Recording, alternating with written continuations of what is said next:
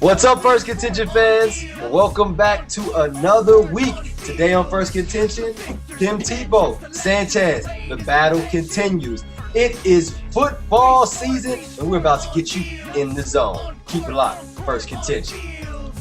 Let's get this party started.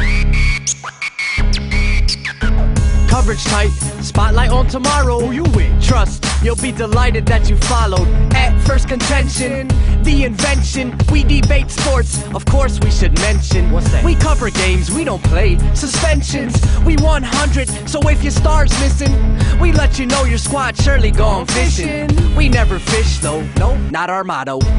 We sport on deals, on court, on fields. The victors, the vengeance, the legends, latest invention. All right, welcome back, First Contention fans. Yes, it is our exclusive football recap, week in review. This is the Wire First Contention style, and of course, we got with us all the way from Minneapolis, Minnesota, or is it St. Paul, Mr. Marvin Banks. Hola, señores and señoritas. Speaking no English. And Mr. Ty Sosina, what's going on? Salutations, all. Salutations. And my man in Maryland, Mr. Steve Davis. What's up, man? What's going on, everybody? Holla at you. Let's do it today. And I am, of course, Josh Harris, your host. You see all of our Twitter handles right there. Follow us on Twitter. Say what's up. If you got something to debate, let us know. We would love to hear your opinion so we could shut it down. No, I'm just kidding. Just let us know what you're thinking. We're going to jump right into it today. Another week of football is down. We got people winning. We got people losing. We got some people doing great, as expected. Some people doing terrible. So let's start off. Do we want to do the good or the bad? Let's do the bad. Who was the terrible, the horror, the worst? Who had the worst week ever in the NFL for you guys? Ty, we'll start things off with you. I think the worst week ever is going to be pretty straightforward for week 4. I'm going to Buffalo yet again. This defense was atrocious. They allowed a team for the first time ever to accumulate 300 yards passing and rushing. You've got the $100 million man, Mario Williams, on your D-line, $20 million, Mark Anderson. They're averaging 2 sacks a game. They rank 31st in the league in points allowed and yards. And for those who don't know, there's 32 teams in the league. So only one team is doing worse than them. They are terrible right now. That defense, terrible. Terrible. So is it a waste of money on that defensive line? That's the question. Yeah. All right, Steve, who had the worst week ever in your opinion? Yeah, I'm definitely going to agree with Ty, man. I was going to say the Buffalo Bills just because over the past 2 weeks they've given up over 1,000 yards and almost 100 points. And this is supposed to be a team that I thought was going to be at least a wild card team. And right now they're looking like worse than the Jets are looking, and they have more weapons. I don't know what's going on over there. Defense is horrible. The offense is not really clicking. And they just letting teams run all over them. It's just disappointing. All right, Buffalo Bills for you two. Marvin, will you go with the Bills or will you pick another biggest loser? I would go with the Buffalo Bills, but my biggest loser has to come from the Green Bay Packers. And the reason that they're my biggest losers this week is because they was up 21-3 at halftime and let old man Reggie Wayne have a career game against them. They let Andrew Luck come back and throw for over 300 yards, close to 400 yards. This is back-to-back years where the Packers defense has given up close to 400 yards. Last year was Cam, this year is Luck. The biggest disappointment this week has to be the Green Bay Packers. Yeah, I'm sorry to hear that from a cheesehead having to rag on their own team, but no one allows Andrew Luck to do anything. Andrew Luck does what he wants. Moving right along, we'll go to the week's winner. This week's winner, Steve, who's your favorite this week? I'm going to have to go with man down in Louisiana. Mr. Drew Brees. He finally got his first win, and then he did it in a good style, 370 yards, four touchdowns, and broke Johnny United's streak, 48 straight games with a touchdown. Probably going to keep adding to that record so nobody can really touch it, with that prolific offense. It's a good thing for the Saints. It might kind of turn around their season. It was a kind of key win for them, especially with Sean Payton watching. So hopefully they can turn the season around. All right, Mr. Drew Brees. I personally think he should have just took the money and ran. But if he wants to play for it, go ahead and do it. They waited way too long to give him a contract. Moving right along. Banks, who was your week's winner?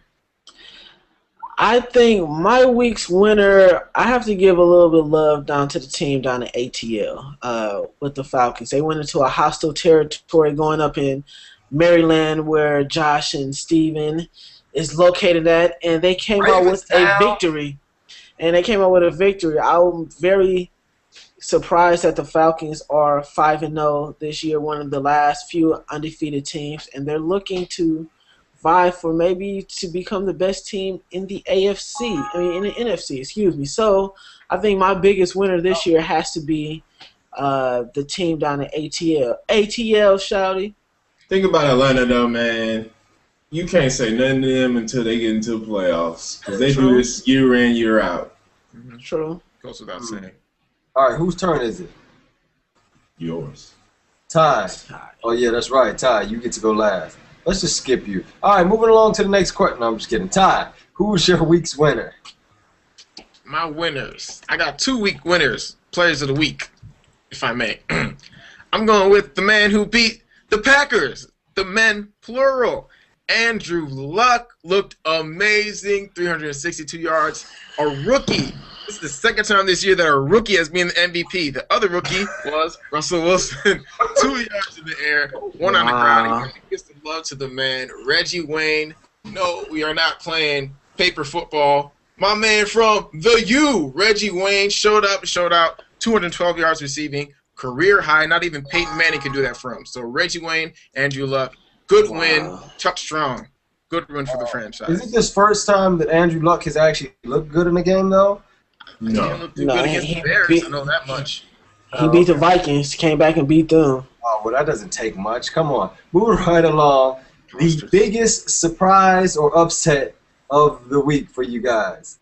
The shocker. What was the shock factor for you? Steve. Well, the shock factor for me so far is my man Cam Newton is not producing this year. I don't know if it's the sophomore slump or if it's he just putting too much pressure on himself, but his team is 1-4. In the last couple games, he's fumbled in key parts of the game when they need the ball and they have a chance to win, and he's not making the plays to do it. I don't know what's going on in his head, but, he needs to get it together because a lot of people is doubting his skills right now, and I hope he don't end up like a Jamarcus Russell or even a Vince Young. I know he has way more talent than that, so he needs to produce. Well, Drake put it best. All that hype don't feel the same next year, boy. Moving right along. Ty, who was your biggest surprise of the week? All right, I'm back. My biggest surprise is not a surprise how well they played, especially on defense, because this is a defensive team. We're going back to Chi-Town. The Bears. I'm talking about that defense. Shut Jacksonville down. Granted, a team you're supposed to beat, but the way they shut them down was very convincing. Charles Tillman and Lance Briggs become the first teammates in history for back-to-back weeks to return interceptions for a touchdown, both at 36 yards. And get this. The second half of the game, they held the Jags to 45 yards. That is an unbelievable defense, looking better than they did when they went to the Super Bowl, might I say. So, I'd say that might possibly be the best defense in the league. I'm going to be with you, Eric. Go Bears. And Banks, biggest surprise. First of all, let's clear up a couple of comments here. Houston. Let's clear up a couple of things here. San Francisco has the best defense in the league, followed by Houston, followed by everybody else. Biggest surprise to me, the biggest surprise to me has to be the Vikings being 4-1 right now. I think that's the biggest surprise. You know why that's a big surprise? Because I can honestly seeing them going 7-1 and finish 8-8 for the rest of the season. So I think the biggest surprise right now has to be the Minnesota Vikings. They had a very soft schedule. The only team that has a winning record that they played so far has been the 49ers, which they beat. So it's going to be kind of interesting to see them struggle down the stretch like they normally do. So, or make you wrong. Hey, no, they're notorious for choking. And that's one thing I can guarantee. And another surprise I would say is all this freaking talk about Tim Tebow taking over Mark Sanchez's job, like he's really going to save that team that has no talent at wide receiver, no running game at all, no offensive line, and you put Tebow in there to do what? To make you look even horrible than what you look now? I don't. Ocho Cinco, sign Ocho Cinco. Hey, it's better than what they got. With him catching and Tebow running, unstoppable. All right. And that is all we got for you. That's our NFL recap. Remember, if you got questions, tweet us, hit us up on Facebook at Phirst Contention. Ask us questions, debate us. Say you don't agree. Maybe you agree, disagree, whatever. Let us know what's up.